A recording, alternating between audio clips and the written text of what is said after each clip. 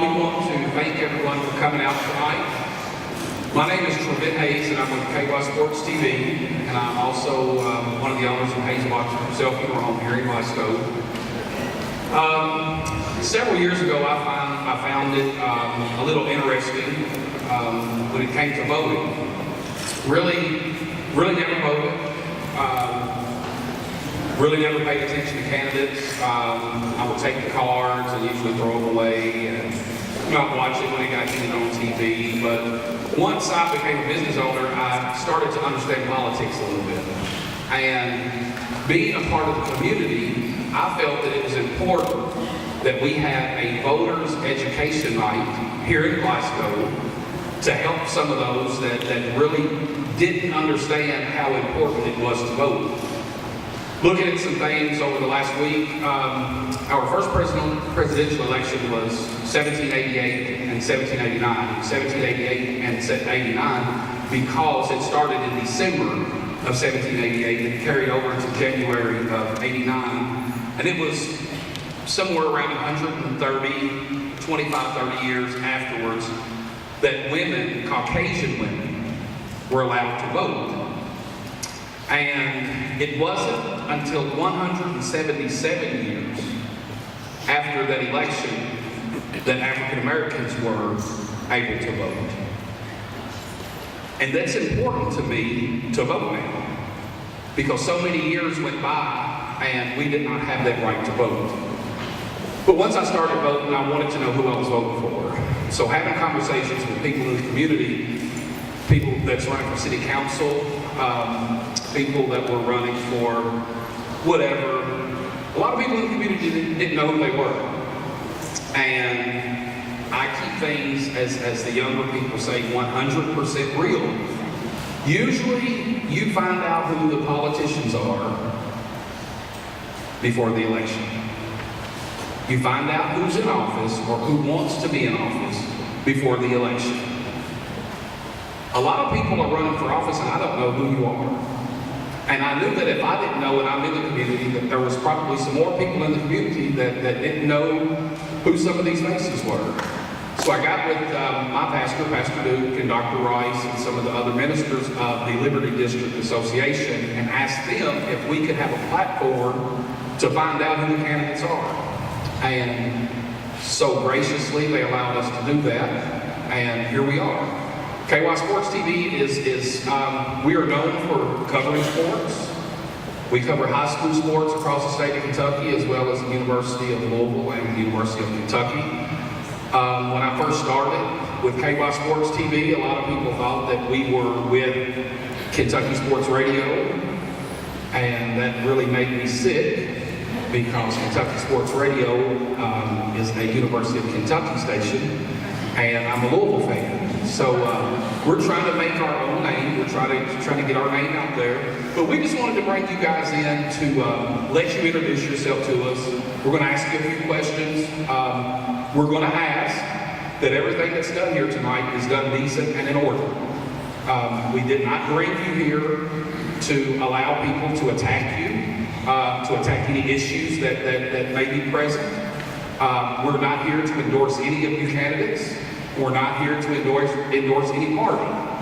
So with that being said, we hope that tonight will go smooth. We have a little order that we're going to bring you up. After the moderator of our district and my pastor, Dr. Aaron Bennett, comes and gives us a welcome and a prayer, the first two candidates that we're going to ask to come forward is LaToya Drake, Steve Riley, and we're going to go ahead and ask Michael Hale to come as well, because his opponent is not going to be here with us tonight. Okay? So we're going to ask, I don't know where, oh, he's behind me. So we're going to ask Pastor Luke to come in and give us our prayer and our welcome.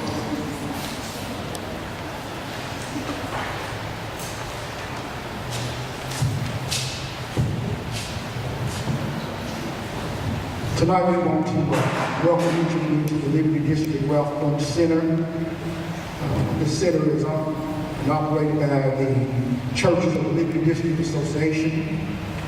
And tonight we do want to make it very clear that the Liberty District Association nor any of his churches are endorsing any candidate or any political party. But we do thank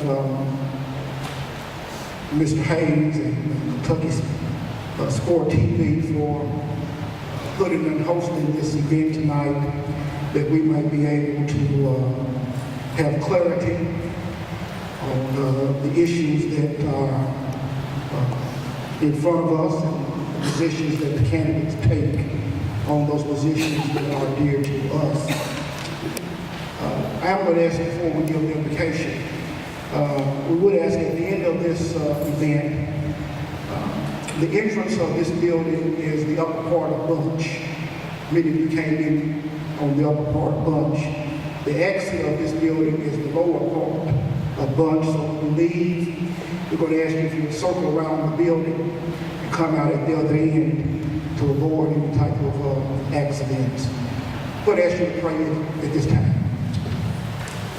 Talk about we come before thee on this night and on this occasion, seeking guidance for our community. We ask you to give wisdom to those who are currently leading our community, and give wisdom to those who shall lead the community after the election is over. We pray for clarity for the issues which face us as a people. We pray for unity in those areas in which we are divided. We pray that this forum will inspire each of us to exercise our right to vote for the candidates of our choice.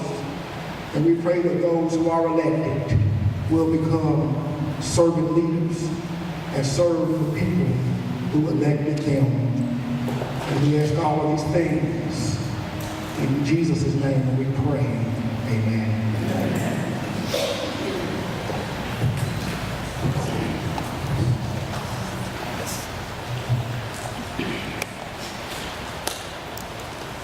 Ms. Drake, Mr. Hale, and we're also going to ask Walter Lynn Davis if he would come up.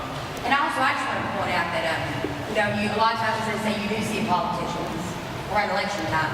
But Chrissy Goldfield's our circuit clerk. Where are you, Chrissy? John Gardner, Commonwealth's attorney. Where are you, John? Judge Gabe Middleton, District Court Judge. Tim Gibson, Barren County Coroner. And Sheriff Kidney, running unopposed. So they came here basically, they're going to get reelected. They know they're going to have some facts. So let's give all the politicians a round of applause.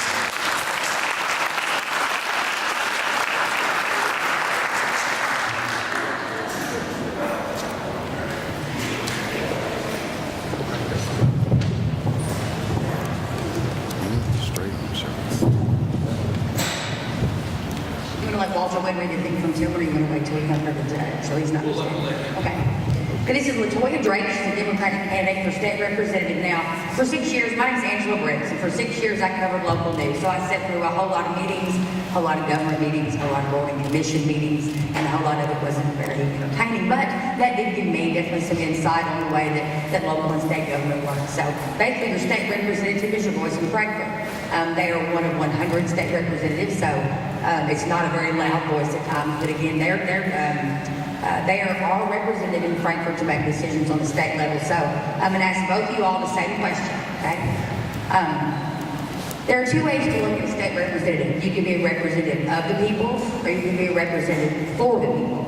Of the people basically means that, you're taking the people's voice to Frankfurt.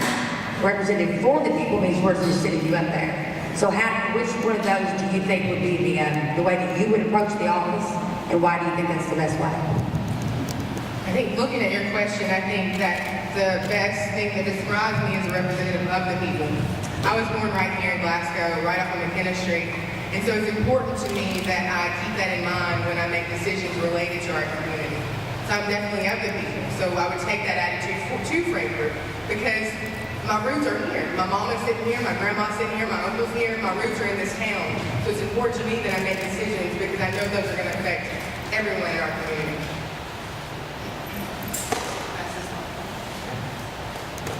Thank you. First of all, thank you for the opportunity to be here tonight. I think this forum's a great idea, and I'm really excited about having a chance to talk to people throughout our community. I think you have to be a representative of the people. This is not Steve Riley's This is not LaToya Drake's position. This is the position of the people of the 23rd District, primarily the people of Glasgow and Barren County. So I think you have to look at it way. None of us are owed anything. We're not owed 1 term or 2 terms or anything like that. We're owed, we are sent by the people of this district to represent them. And so the way I look at it is, everybody in this room, if you're from Glasgow and Barren County, you're my constituent as far as the 23rd District. Even if you're not from Glasgow and Barren County, you're a citizen of the Commonwealth of Kentucky, and I represent you also. So I think that's the way we are going to look at it, the way we have to look at it. Is that we're up there to represent you guys, not to represent us. Now, things in Frankfurt this past session, even a couple sessions before that, have been pretty divisive. There's not a bunch of hand-holding and kumbaya saying, well, you guys are taking on tough issues seriously. So, I mean, how do you all plan to navigate that kind of divisiveness and still be able to make the decisions? Well, I think people actually would be surprised at how well we actually do get along. There's a very collegial relationship between Republicans and Democrats and people of all different kinds of ideas when you're in Frankfurt. Obviously, when you get on the floor, you're going to express your opinion, and obviously there are times that people are not going to vote the same way. But I really wish that people on social media got along as well as the representatives do up there between each other as far as Republican and Democrat are concerned. Because a lot of the people up there right now that are representatives, I consider very close friends, and some of the guys are closer to, personally, are Democrats than some of the Republicans, because they're great people, and I enjoy getting a chance to know them. In fact, and I'll mention one right now. Yesterday, Wilson Stone from Allen County had a brain tumor removed. And I went last week to see him at the hospital, and Wilson is a Democrat, and I consider him a friend, someone I care deeply and passionately about. So I think a lot of times we are able to work together, and people realize we're able to work together, because a lot of it is the fact that we are all representatives of the state of Kentucky, regardless of what party we're in. So I can't speak to the divisiveness in Frankfurt, but I can speak to the divisiveness of our community, and I think that I deal well with that every day. Especially in current political times, you see on social media, you hear people's negative things about different parties, different races, and it's obvious that I am a black young woman. So I think that I deal with different issues in our community every day that make me equipped to deal with divisiveness in Frankfurt.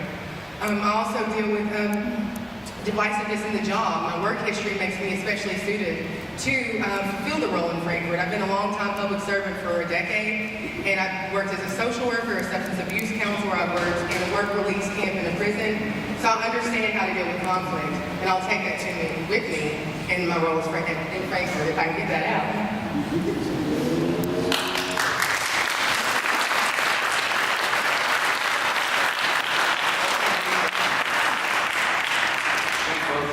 For coming, and good luck to you here in a few weeks. Gary Tillman, the other candidate for county judge executive, could not be here tonight, but he has spoken with Mr. Davis, and he has written a statement, and he asked if we would allow him to read that, and we're going to do that, and then we'll proceed with asking Mr. Hale a question. Thank you, Fred. Gary couldn't be here tonight. He had commitments that he made weeks ago before he knew about this. And he didn't get an invitation. I didn't receive it. It's a busy time. So he asked me if I would just read a letter. I told him I would. I do support Gary. I told him I would read his letter. I'm not going to answer questions for him because I don't want to speak on specific issues for him. I think I know what he'll say, but I'd just like to read this. And Gary says, to all of you, I want to take this opportunity to send my sincere regrets by not being able to attend this event tonight.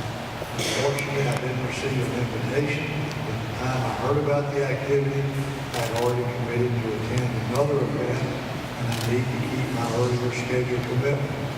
I wish I had known about this opportunity earlier so I could have a chance to discuss my views at your event with my opponent. We have several differences with our philosophies and approaches to resolve the issues on a wide range of topics facing all of our Barren County citizens. My opponent is a good man. I simply offer myself as a non-political citizen with 40 years of leadership experience to help all Barren counties. I lead with a fair and common sense approach to address issues and strive to make good, sound decisions based on true and accurate facts and information to ultimately improve our Barren County way of life. Again, please accept my regrets by not being able to attend your event. I appreciate your consideration to vote for me on November the 6th to be your next Barren County Judge Executive. Gary R. Tillman, Republican candidate for Barren County Judge Executive. And I thank you for the opportunity to share that.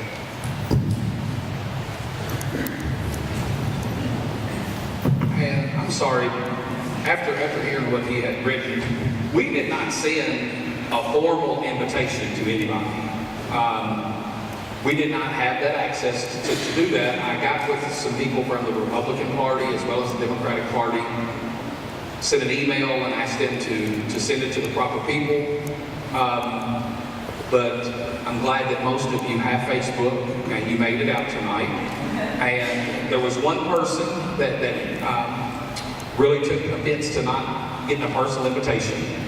And I actually called him personally and told him that I apologized and that any opportunity that his fellow candidates were going to get, I would offer the same to him. Because we're not endorsing anybody. We just wanted this to be an educational night so that people in Glasgow could see who he's running for.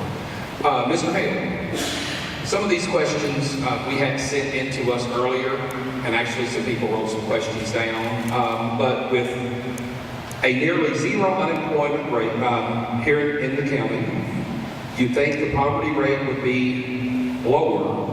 People are working 40 hours a week and are still having trouble making ends meet. How do you plan to address this? Well, that's a very good question.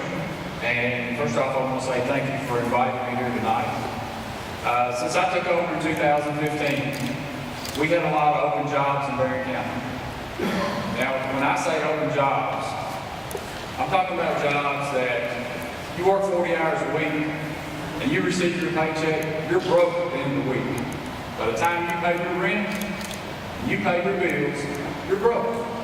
So what we've done is we went after companies that pay higher wages. When I say higher wages, $10 an hour, it doesn't cut it anymore, folks. $12 an hour, that doesn't cut it anymore either. We went after jobs. The lowest that we've recruited is about $14.38 an hour. We've landed 9 of those companies that pay up to $28 an hour. So that's been my approach to go after companies that pay good, that have good benefits to bring to this community. Now, with the unemployment rate being so low, here's the next piece of that. We have put more young people to work while they are in school to give them that opportunity that when they leave school, they have a job and or a career that they can walk right into. Now, I support kids that go to college. And kids raise their hand all the time. Hey, I support you, but make sure you have a backup plan because chances are that degree is not going to work out for you. Have a backup plan. My big focus is those kids that are not going to college. I was one of them. I know how they feel when you don't have that opportunity, but you create that opportunity for them. All of those kids. And we're constantly trying to find co-op situations, apprenticeship situations, put these young people to work and let them know it's okay to go to work. It's okay to sweat. But main thing is creating those opportunities, and that's what's driven that down. So a little bit about the county judge's office. Basically, your county judge executive is like the CEO of the county. He is in charge of basically the overall vision, and then the magistrates who represent different districts are in charge of kind of helping him make that vision become a reality. He's in charge of drafting the budget. Of course, the fiscal court has to approve it. He's also in charge of like the county road department, things like that. You also, county judge, has 24 different appointments to boards and commissions throughout the county, everything from the ambulance service to the housing, no, not housing, but we have the health department, right? Extension office. If you'll look at the demographics of Barren County, okay, and then you'll look at the board and commission appointments, do you think that diversity in those appointments so that the demographic matches the representation, I mean, how important do you think that is? That's hugely important. And no offense to anyone, but when I came in, about all the boards and commissions had old, gray-headed white men on. Just saying it did. And we had to diversify. We had to. There was no females. There was no females at all. There were no young people. There was not views from the county as a whole. And I worked on that. I went and I shook up all of those boards and commissions. It's fair across the board, and it will remain fair across the board. Everyone will have a voice. As long as I am in charge of those boards and commissions, it will be that way.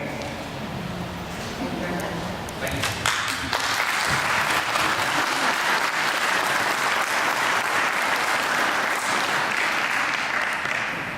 Next, we have our county attorney candidates, Kathryn Thomas and Mike Richardson. Now let's talk a little bit about county attorney. County attorney, basically, one of the roles they do is that they are basically the attorney for the county, you guys. The county attorney presides over fiscal court. Sometimes that can be entertaining, sometimes it can be illustrative. They preside over fiscal court. The county attorney also handles all the district court cases, am I correct? Things like poll checks and things like that in Judge Pendleton's court, right? And also juvenile cases as well. So here's my question for that. We've got Kathryn Thomas here, she's a candidate, and Mike Richardson for the office of county attorney.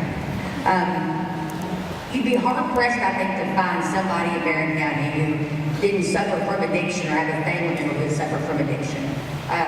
And had probably been arrested over that and caused all kinds of problems. So until you fix the underlying problem, locking them up's not going to do any good. You know what I'm saying? Because they're just going to get out and go right back in. So how would you all plan to address maybe getting at the underlying problem, like why some of these things keep happening as opposed to just locking them up when they do? Well, for those of you who don't know, I'm currently the assistant county attorney. I handle all those criminal actions in district court for the county attorney. I'm in there practically every day of the week. And that's a good question. And I think what we've done, this is my third year doing this, I think when I started when I got there is we had a lot of repeat offenders. And amongst those repeat offenders, we had a lot of drug offenders. And the question is, of course, is how do you combat that problem? It's a cultural issue. It's a cultural issue in Barren County. Drugs are a huge problem here. And correct, you can't just send everybody to jail all the time. Jail to me is a tool. I can cite one example in my head right now. There was a lady who had a huge drug problem.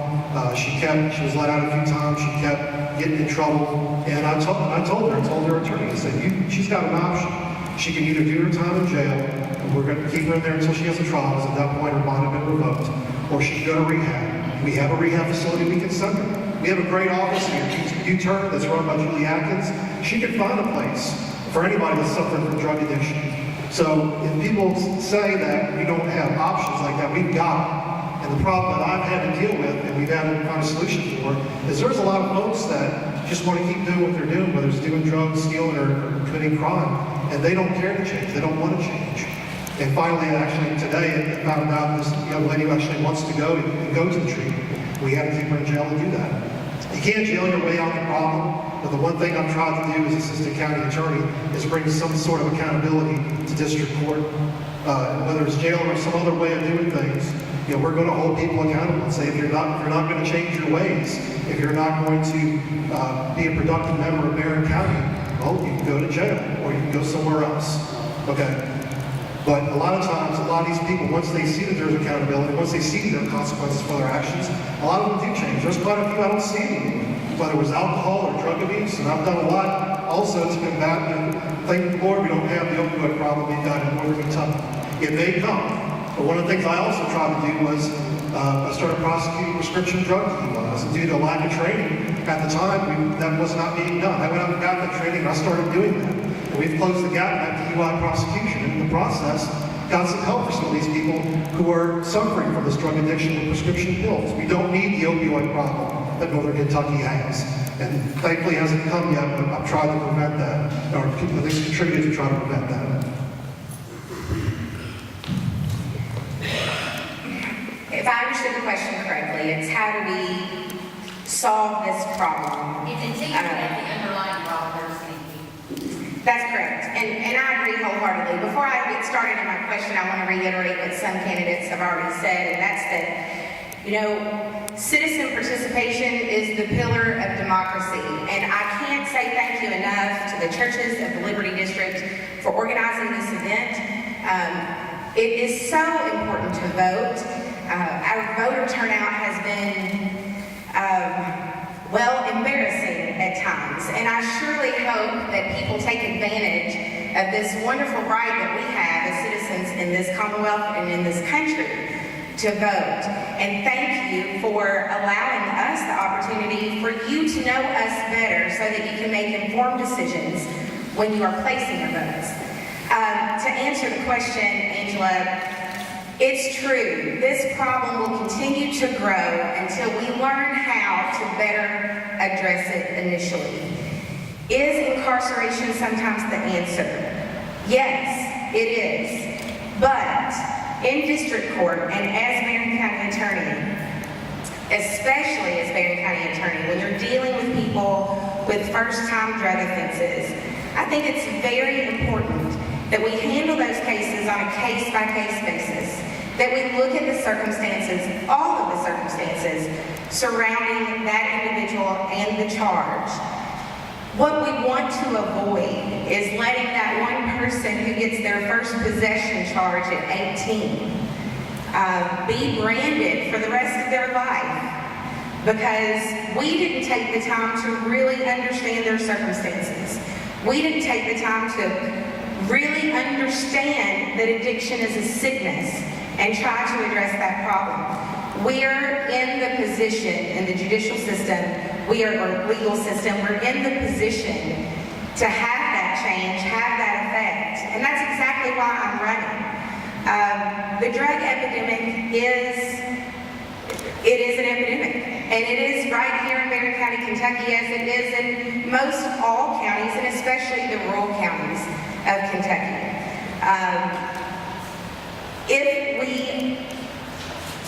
If we try to help people when they are first introduced to the legal system, we can have a huge impact on that individual's life. And if we don't, then yes, I agree. You have to look at punishment and punishment to deter that future behavior. We don't want to see them back again and back again and back again. But as Barren County Attorney, you're dealing with first-time offenders a lot. You're also dealing with juveniles that have committed offenses.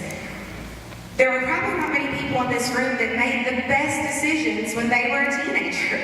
And thankfully, hopefully, those decisions weren't things that affected the rest of your life. But when it comes to criminal charges, trust me when I say that if it's not handled correctly, it can, it has, and it will continue to affect the rest of their life if we don't take the time to really understand it.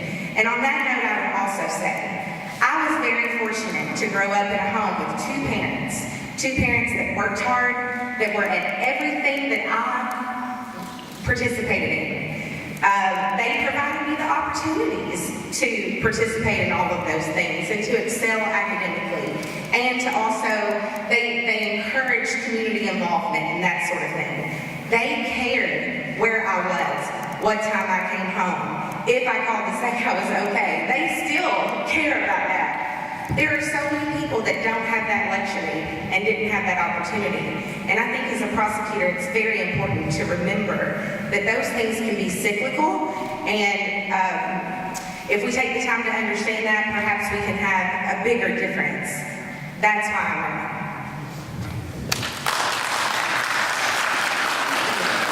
We have another question for you guys, but after this question, we're going to give you 45 seconds.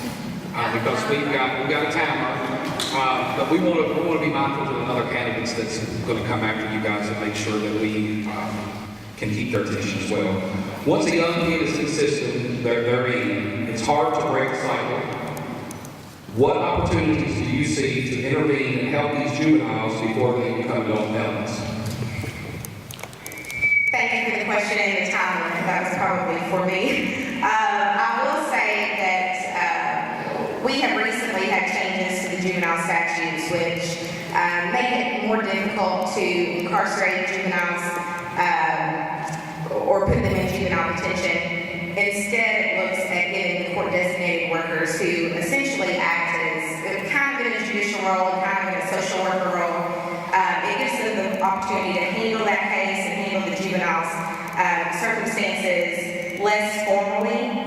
I believe this was a good step. It was a step in the right direction when the legislature enacted Senate Bill 200 to do that.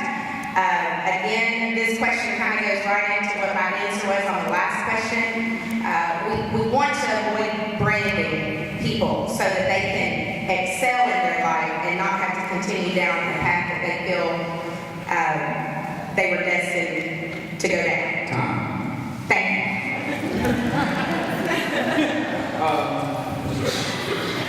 Also, the assistant county attorney also prosecute all the juvenile cases.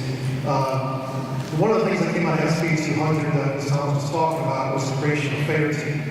What the fair team is the representative from the county attorney's office, the CDW, the court designated worker, and other representatives from different services within the community sit on this board. And we take in a lot of status offense cases that involve truancy, minor offenses that don't necessarily make it to district court.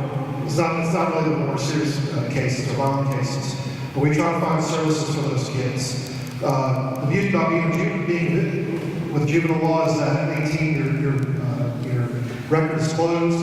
No one can see it, with certain exceptions. That's one thing that aids in not having kids branded. But the other thing, one of the things I didn't like about SB 200 is it makes it a little bit more difficult to nip certain things in the bud. There's been cases where there's a kid charged with trafficking illegal drugs or some type of gun charges. Now it's completely prohibited to be able to do this in the district court. So there's some good things and some bad.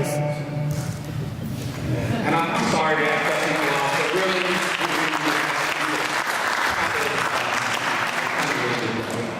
next, thank you guys and good luck to you on election day.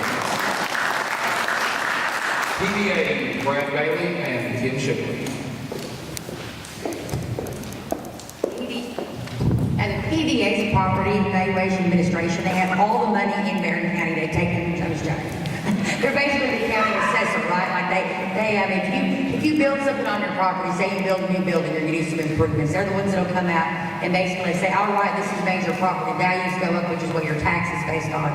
Or, you maybe do a little something to keep it on down. But we've got Kim Shipley and Brad Bailey. So here's our question for you guys. Now, a lot of the things that you all will do in office are, they're KRS, or things that you have to do. They're coming down from Frankfurt. So in your role as a PVA, one of the quickest ways to create change in a community is partnerships and getting out and getting with other groups and organizations, right? What opportunities do you see in the PVA office where you can partner with other local groups to maybe address some things going on here in Barren County? Well, I'm Brad Bailey. I am the current PVA. Before I got a minute. No, we'll keep the law. Okay. I wanted to continue on Mr. Hayes' comments just for a second. How many people know when Kentucky dropped the voting age to 18? 1976.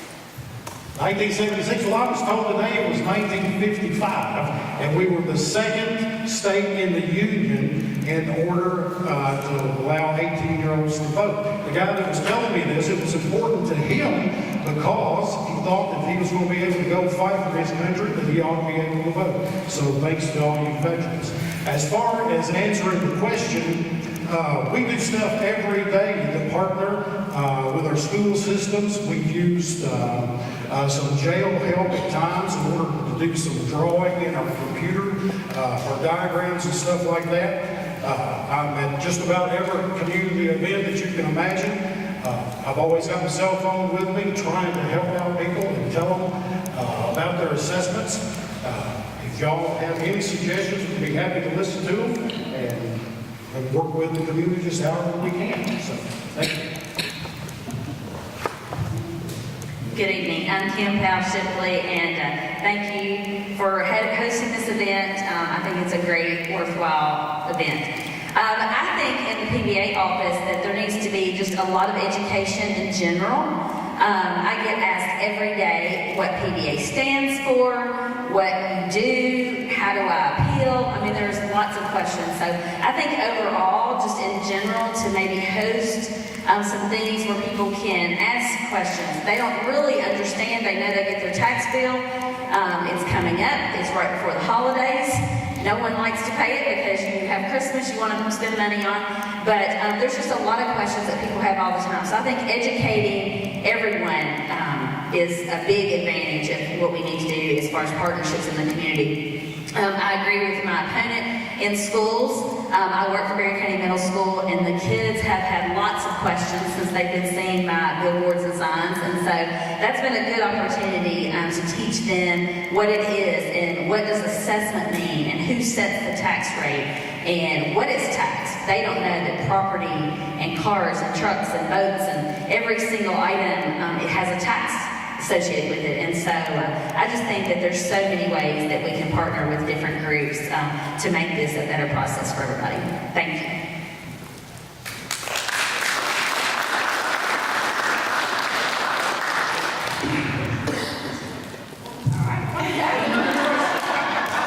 Y'all can talk to us after a while, please. Exactly. I'll be here all night.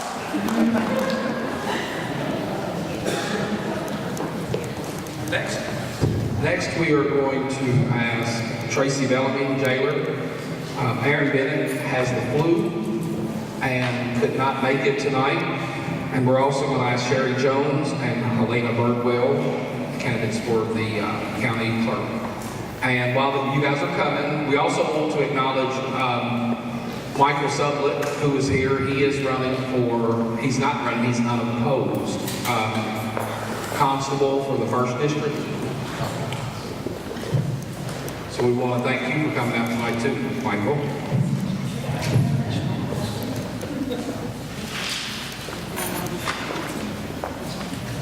All right, the role of the jailer is pretty much self-explanatory. He runs the Barren County Detention Center. Here's my question for you, Jailer Bellamy. So, you have no control over who gets brought into the detention center, right? You just have to book whoever they bring in. Correct. And then go on from there. And I'm sure you see a lot of people that come in over and over and over. And that's got to be a miserable life. What do you think as a jailer you can do to reduce recidivism? Because I know your local law enforcement would love to stop arresting the same people over and over again. I mean, do you think it's lack of opportunity when they get out, and they don't know what to do when they get out? And what do you see is the biggest issue, and how would you address it?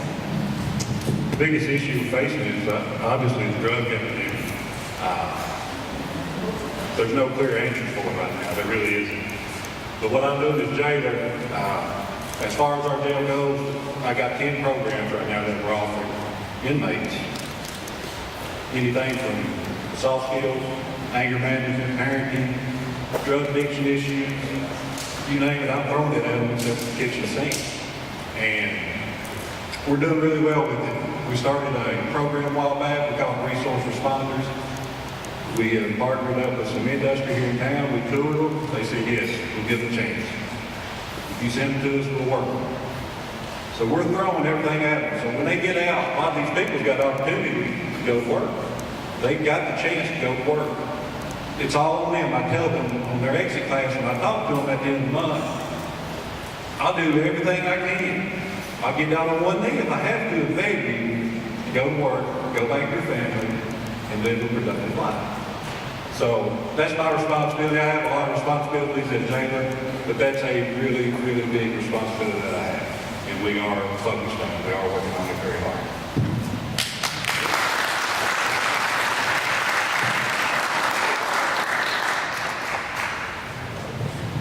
Next up, we have the county clerk's race. We've got Sheri Jones and Helena Birdwell. The county clerk's everything from marriage licenses to free pay your vehicle tax, and also this office is in charge of all local elections. And I don't know if you guys know Amanda Martin Sturgeon, but I'm telling you, she has it down pat. She's excellent, excellent elections, and again, all that's done through the clerk's office. So here's our question for the clerk candidates. Again, I go back to the demographics of Barren County. And when you look at the demographics versus the voter registration rolls or the voter turnout rolls, those numbers do not match. And while I know that it's not necessarily the job of the county clerk to get people registered to vote, what initiatives do you think could be done through the clerk's office to not only get more people registered so the demographic matches the rolls, but to also increase turnout? Okay, Angela, that's a great question, and I'm glad it wasn't a question about the jail. So thank you all so much for the opportunity to be here tonight to speak to you. So to get people out to vote, I think, and to get them educated about registering to vote, I think it's good to go where people are. If we look at the demographics and we see, in this area, maybe not as many people are registered, or maybe they're registered, but they just don't go vote. What can I do to make that better? We can reach out to the Boys and Girls Club, the Housing Authority. I know they offer different programs there where people come and get educated about different classes, and we could go there and speak with them, go down in the afternoons when families are picking up and say, hey, are you registered to vote? Are you going to go vote? Make sure to reach out to our young people. Go around maybe go visit the Glasgow campus and make sure that they know election day is coming up and you need to go out and exercise your right to vote. I think just educating where we can, if there's a gathering in an area or if there's a community center in an area that maybe folks don't go vote as much, then maybe we can go out and talk to them about getting registered, or if they are registered, then talk to them about going to vote and why they're not voting. Thank you. And me and Helena were back there when Tracy Bellamy was speaking, and we were afraid we were going to have to transport inmates. So luckily we're not going to. As Kathryn mentioned before, the voter turnout in the primary was not just embarrassing, it's unacceptable, guys. We have more than 10,000 people in Barren County plus that are not registered to vote. Out of 41,000 members of this county, 10,000 are not registered to vote. How can we do that? Well, it starts at home. It starts with us. It starts with the education. As I've said before, I'd like to do monthly public service announcements to let people know every aspect of that office, including voter registration and voting. Starting from the elementary, primary, all the way through high school, college, mock elections. They used to have mock elections. It's a good idea. Let the kids understand how an election really works. You might work through your local organizations to educate them, not just during an election year, all the time. We need to take that civic duty to vote and make it a committed duty to vote. And when you make that commitment and you go to vote, you make that kind of a continual habit. And it's not going to be if I'm going to go vote, it's when can I get to vote. Build the excitement amongst people. The election results should represent every citizen, not just a select few. So that's my position on that question.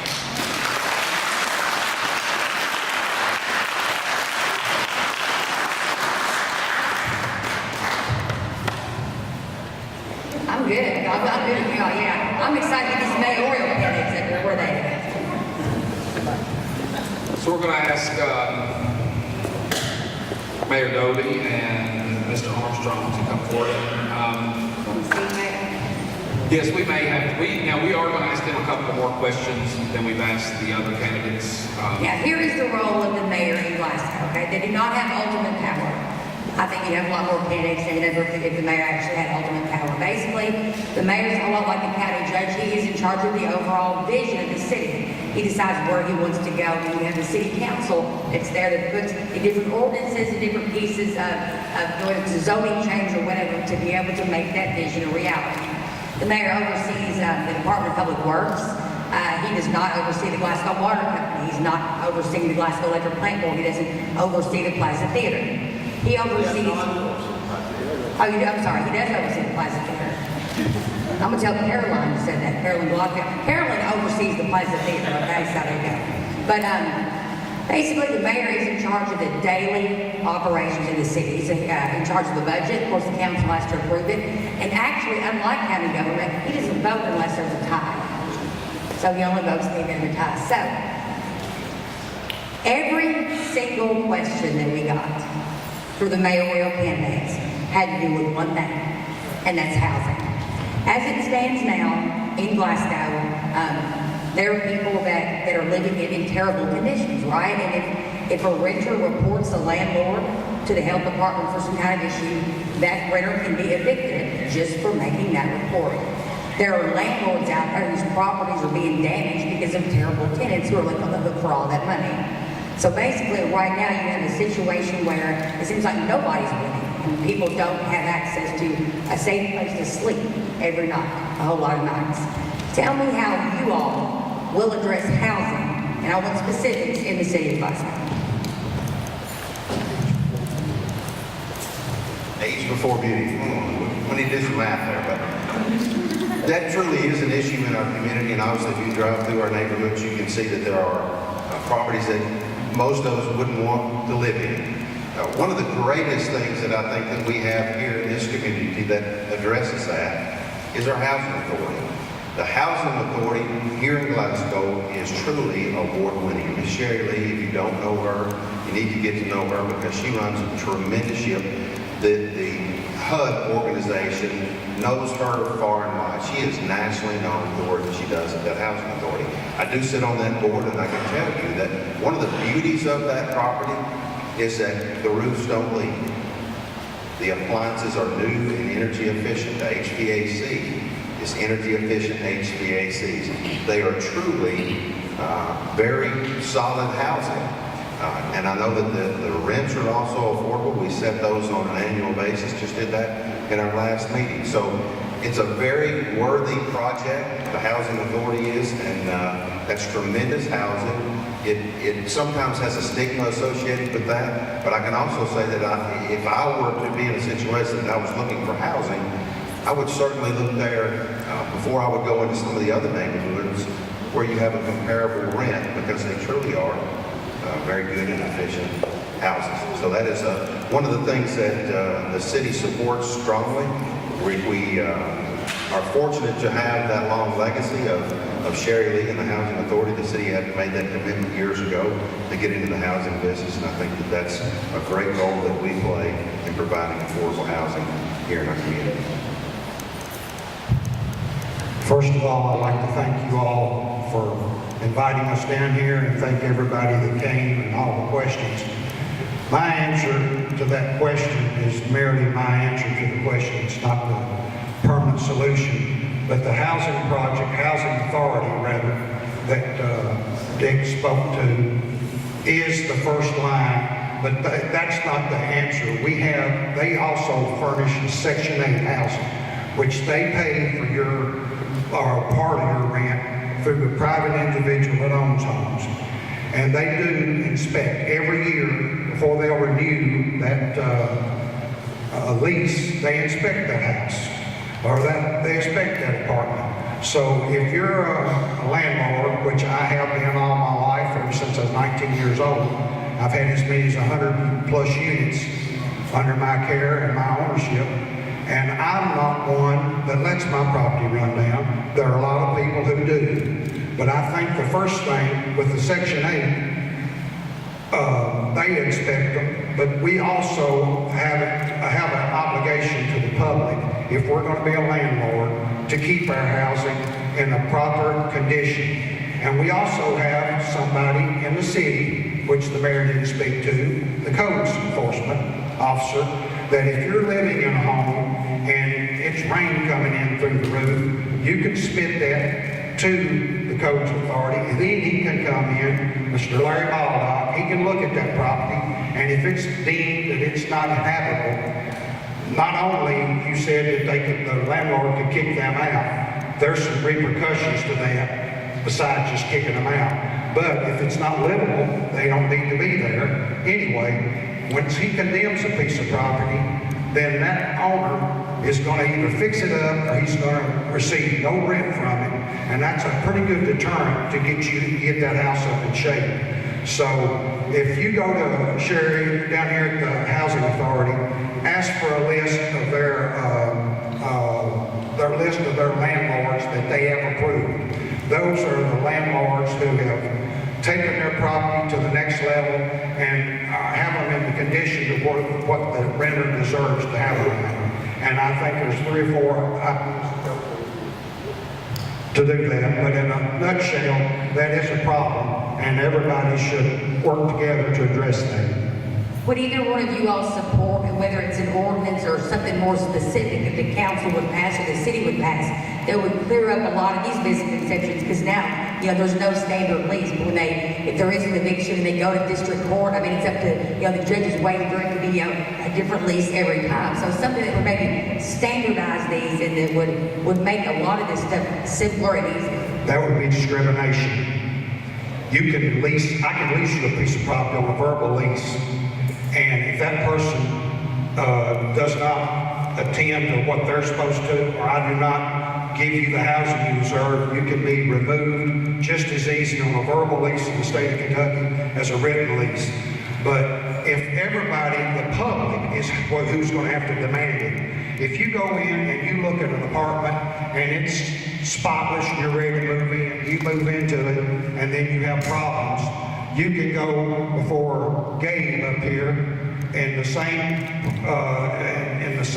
aspect or the same general maneuver as a landlord would, and ask for your money back, or he's wanting to kick you out. There's a way to go through court for that. The other side of the coin is if the public in general demand in our town hall meetings or whatever demand, they want some kind of satisfaction, your voice needs to be heard. And a legal vehicle to make it more standard for everybody, if that would be better for the majority of the people, I'd be for looking at it. Like I said, that was what we heard from every single mayoral question was about housing.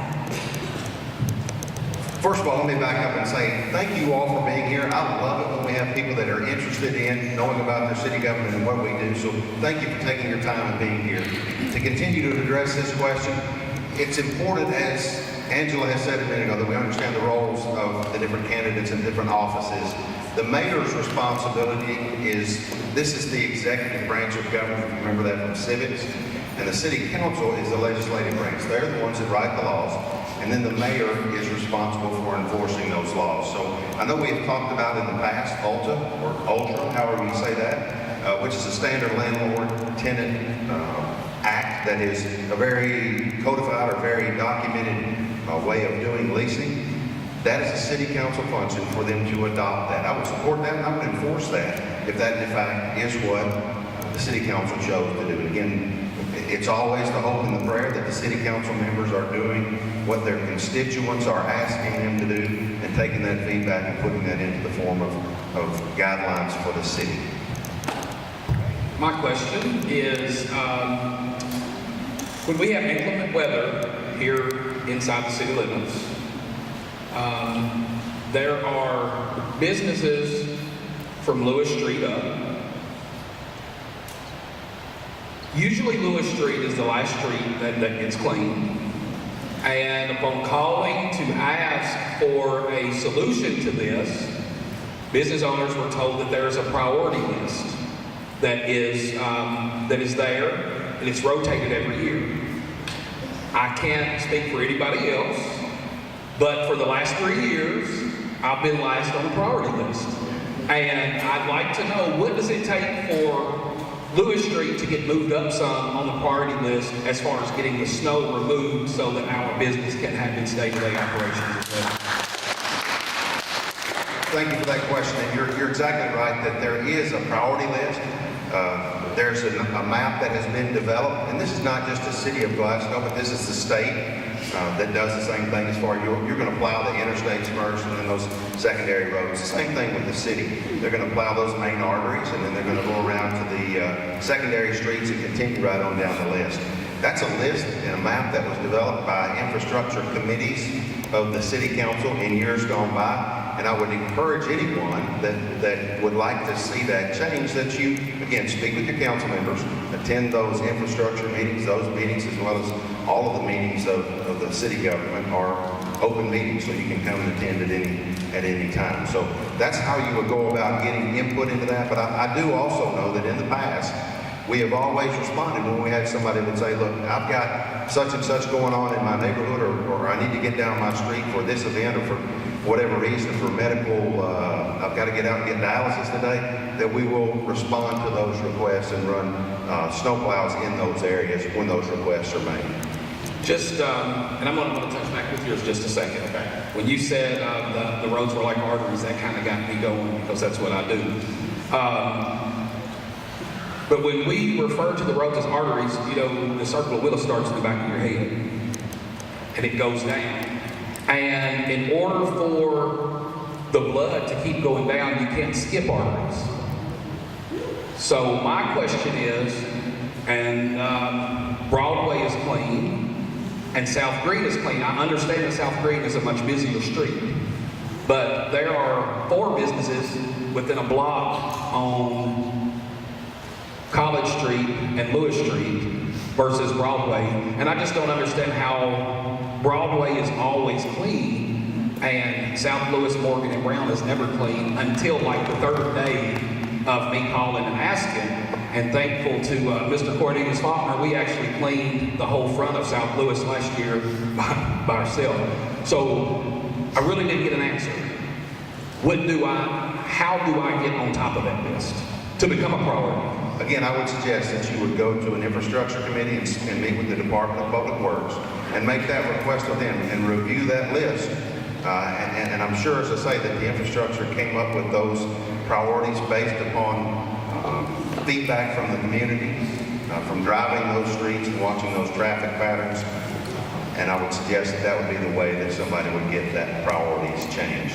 So you're saying that street will be bumped up the next time? Now, I'm not saying at all that street will be bumped up. I'm not saying any street will be bumped up. You mentioned a minute ago that the mayor doesn't have ultimate powers. I'm not the king, I'm the mayor.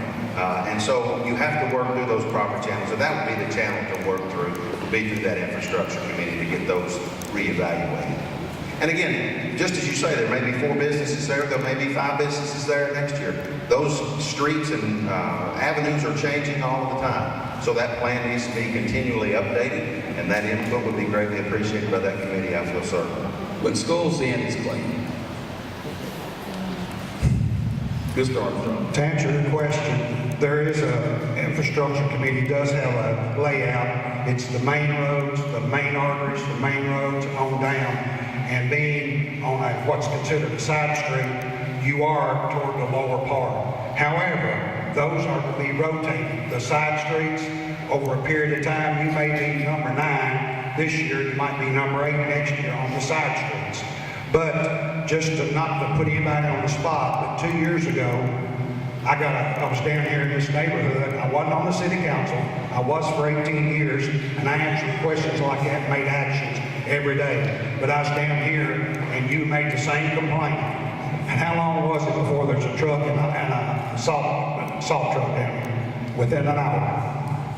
So you can do more if you're concerned and you have a love for the city and everybody. You can do a little bit more than sit back and say, I don't micromanage that. But that's just my opinion. Thank you. We have one more question that was written, and I don't know how much it pertains to your position, but the question was given and I'm going to ask it. To Mayor Doty, what have you done while in office to help get drugs off the street of Glasgow? we've heard several people speak to this issue, and it's a major issue. And if I knew the answer to that, I probably wouldn't be the mayor of Glasgow, Kentucky. I'd be in a much bigger position than this. But that is certainly an issue, and I believe that those issues can best be addressed in our families and in our churches. That doesn't always work. We all know that families make mistakes, and it's difficult. It's a difficult problem. It grows each and every day. And so we don't know exactly what it would take to end that problem, but I can tell you what we have done. We've got the police department working to be more of a community policing effort. They're out in the communities trying to be seen, not necessarily in that situation where they're slapping the handcuffs on or they're arresting somebody. We've got the police out in the neighborhoods. They've been in this neighborhood, I know, in this Bunch Center, doing community events, whether it's cookouts or playing basketball, any number of things. First of all, to get their face in the community in that non-threatening manner. But then second of all, to give kids opportunities to do something on Friday and Saturday nights besides running up and down the streets. So we have basketball, hoops and more that takes place every Friday and Saturday night during the summertime when they're out of school, to give them that opportunity. The police officers come play basketball with them, play games with them, feed them, those kind of things, to give them those opportunities to get them off the street. And the question to you is simply, what would you plan to do to get drugs off the streets? Well, my plan would be twofold. One, like the county attorney spoke of earlier, the first offenders, get them help, go through the county attorney's office, the sheriff's department, the police department, get them help. That's part of our unemployment rate. If you've been on drugs and can't work, you go to a temporary service, work 2 weeks, and then you're blackballed because you don't show up or you can't pass a drug test. If you get those people clean, that's part of our workforce. Put them back in, train them, put them back into work. The people who are selling drugs out here on the street, they're not a first offender. Our police department, the DEA, the sheriff's department, they're all at work every day, and that would be my main goal, to work with all of them. The county. If the county does good, the city's going to do good. If the city does good, the county's going to do good. We can't draw a line in the sand and say, we're going to police over here, or we're going to help this community. We've got to help everybody and do the best we can to get the drug peddlers off the street and get the people who are hooked on drugs help and get them back into our workforce. Thank you. Thank you both. Next we have family court judge, and it's a circuit court position. Mica Pence and Traci Peppers.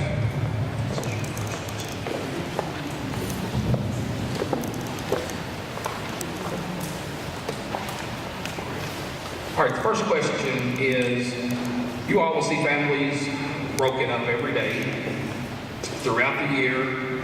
As a community, is there anything that we can do to help fill that need for our young people in our community? Thank you all for being here tonight, having us here to be informed voters. Before I answer the question, earlier you heard some numbers about the number of people that live in Barren County and the number of people registered. But in May's primary, I saw some numbers on the front page of Barren County Progress that were staggering. So let me give you a background. There are 41,000 citizens in Barren County. 31,270 of those are registered to vote. 24,812 of those did not vote in the May primary. Okay, 24,000 of the 31,000 did not vote. That's 20% voter turnout. Only 6,458 people showed up to vote in the May 2018 primary. And that's embarrassing. But something you may not know, and I've learned a lot about as a candidate, is as a candidate, we have access to the list of who voted. I can look up your name right now and see what elections you voted in. So when you're going to your council members, and when you're going to your state legislators, they have that information too. So if you want your voice to be powerful, make it powerful by going to the ballot box, okay? Make it powerful by casting that vote. It does matter. It matters. So please, take the time to go vote. Your candidates are working hard. We're very blessed here. We have amazing candidates. And I hope that you'll take the time to support them because I know they're all working very, very hard for you. Now, as far as what you can do to help the families of Barren County, and Metcalfe County is also one of our counties, but I know we're here in Glasgow and Barren now. There are a lot of things that you can do. Number one is just by putting that hand out there and letting a child know that you're there. One of the biggest problems in family court is getting the child that needs the help the most before the judge in the first place. We can't help a child that we don't know is in need.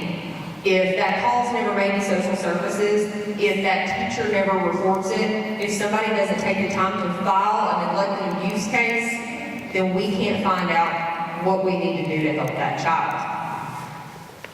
For those of you who don't know, of course most people know that you do divorces in family court. They handle child support, they handle custody decisions, but they also handle dependency, neglect, and abuse cases, which are the children that need us the most.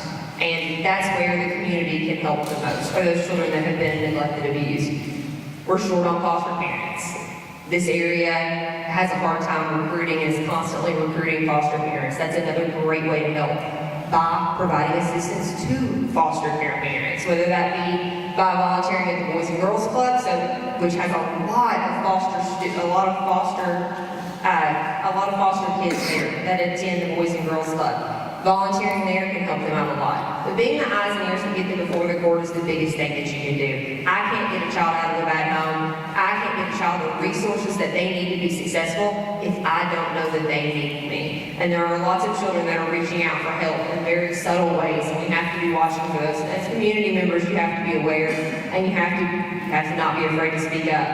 If that one call to social services didn't do it, there's still a record of that call. Make the next call. And the next call. I had a case come before me that the children had 52 social services reports made. 52. And now they're finally out of the home. We finally have somebody on it who cares enough to keep them out of that home. But we can't do it without your help. Those were mostly citizens. They weren't attorneys or judges that were making those phone calls in. They were teachers and neighbors. So if you want to help, that's the greatest thing that you can do is be that voice. A child doesn't always have that voice or that access to ask for help. So make sure that you are that for them. And again, I'm Mica with Pence, and I want to be your Barren County Family Court Judge and would appreciate your vote on November 6th. I'm Traci Peppers. I am your family court judge. I was appointed back in February, and I have worked over the last 20 years in different roles. Family court wasn't even a thing when I started. I was a court designated worker. I was a social worker. I was a prosecutor that prosecuted child abuse, child support, and things like that. And then I became a family law attorney. Now I'm on the bench. I agree with Ms. Pence, and I think that the people in this room are doing a great job of caring for these children that may not have father figures, that may not have mothers in their lives, that the state of Kentucky has almost 10,000 children in foster care. But Barren County, up to this point this year, is about 140. That is a lot, but when you think 10,000. Now, that's not including the people that are in relative care. So we've got people taking care of their relatives. That people step up to do this. I volunteered at the Boys and Girls Club for a while. My schedule really doesn't allow it anymore, but hopefully next year I'll be able to get back in it. Helping a kid with homework, which I'll tell you is really difficult doing the math these days. I may know how to get the answer, but I don't know how they're supposed to get the answer. Just taking up Christmas shopping with the Kiwanis Club. Just, the little things are what you can do to make sure that a child feels loved and they understand they're important and that they don't go down the wrong path. So, thank you all.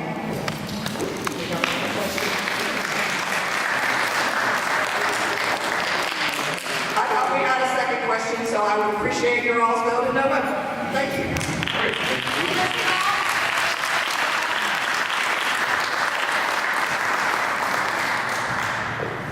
this time, we are going to, we're going to introduce all of our city council candidates.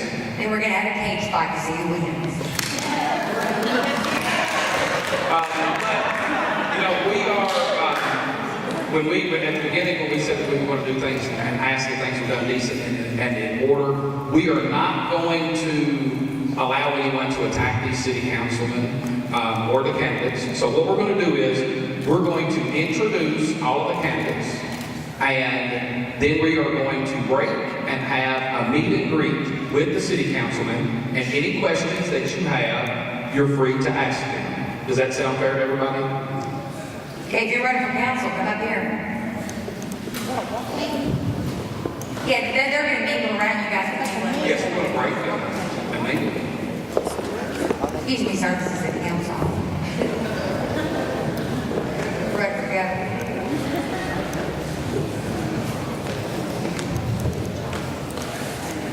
Rodney, are you coming up here? All right, just go through here and just say your name, and then, of course, everybody knows you're running for council, then we'll break and let folks stand up here. My name is Libby Short. I am a wife, a mom, and a mother. I'm a wife, mom, and a nana. I have 25 plus years of sales and management experience, and I would certainly appreciate your vote on November 6th, and let's take the city back to the people. I'm James Happy Deal. I've been on the council for 10 years. I've been at the hospital for 25 years, so I appreciate your vote. I'll let Tom, when you do, we play golf, and you actually I'm Terry Bunnell. This is my first time to run for an elected office in Glasgow. I'm a community banker, chairman, president, CEO of the People's Bank. Been in banking 30 plus years. Some of you can remember back the days of Citizens Bank and Trust. That's where I was very fortunate to get my start in the banking business. But looking forward to involved in this campaign and looking forward to November 6th. Thank you. My name is Sheri Eubank. I've been a realtor here in this town for 18 years. Currently the office manager of Big South Realty just off South Green Street. And if I get your vote, I will be happy to listen to any of your needs and do the best I can to make sure. My name is Joe Trigg. I grew up in this area. This school was where I went to first and second grade at that bunch. And all I'd like to say is I'd like to, if these guys don't mind, I'm going to say one little thing. I'm retired from the military, and I came back to Glasgow to live here because it's a good community to come to raise a family. It's still a good community to come to raise a family. One issue, look around at this crowd, and I think if you was to take this back, this one little instance, this is an opportunity for us to say, hey, here we are, here's what we have to offer. Our community, and I would say this, and a lot of folks will say you shouldn't say things like this, the black community was decimated by single parents. For 20, 30 years, our community fought and battled with a situation that we couldn't handle. It led to drugs, everything you can think of, all the issues and problems you guys are talking about started. Today, as we sit here, and I wish Sheri was here, she could say that a good portion of the kids, our families living in the housing authority are single parents. So now, the issue that was our issue 30 years ago is your issue today. We couldn't deal with it, and so far, from what I've seen, you guys, as the Caucasians, you're having a hard time dealing with it. Grandparents are raising grandkids and great-grandkids. And for all of the legislative folks, that's the core, I think, is it takes a community to raise and develop and take care of kids. The schools need to be more actively involved instead of just saying teaching and babysitting. They need to have an active role in trying to do something about all of these folks that are left out here. I see one small group of young kids sitting here. I'm gonna just go out on the line and say, where are the young black kids? If my son was here, he would be sitting here now because I would make him here. And if that's what's necessary, that's what we need to do. And I could preach for days, as everybody would say. Amen. But I would say, this is what we need to do. All right, again, we want to thank everyone for coming out tonight. really didn't know what kind of attendance we would have or what kind of support we would have, but I am very pleased with the amount of people that came out to support this event.